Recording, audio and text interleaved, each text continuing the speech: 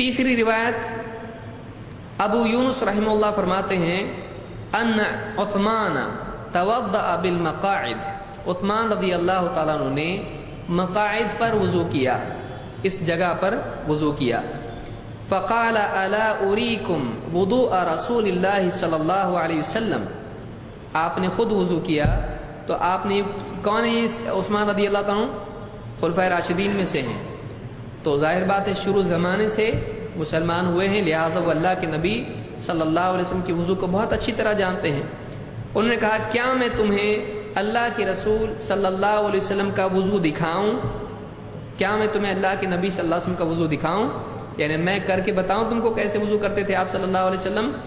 ثم توضأ ثلاثا ثلاثا، تو عثمان رضی اللہ تعالیٰ نے کتنی مرتبہ وضو کیا؟ تین مرتبہ اعضاء کو دھو کر وضو کیا. تو یہ کس کا وضو ہے؟ اللہ کے نبی صلی اللہ علیہ وسلم کا. تو ہم نے دیکھا تین باتیں ہم نے دیکھی.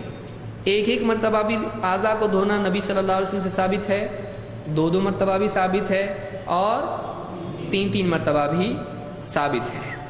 کیا 3 مرتبہ سے زیادہ دھو سکتے ہیں اور پاک ہونا ہے کسی کو؟ ایک دم ہی پاک، سب تو 3 بار دھوتے، میں زیادہ دھو کے ایک دم اللہ سے ایک دم اور قریب ہو جاؤں، ایک دم صاف.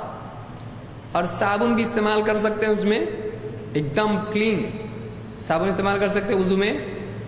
کیا ہو جائے گا؟ وہ سنت ہوگا نا کہ بدعت؟ اگر کوئی آدمی وضو میں صابن استعمال کرے تو صحیح ہے؟ غلط ہے، کیونکہ اللہ کے نبی صلی اللہ علیہ وسلم سے کبھی بھی یہ ثابت نہیں ہے.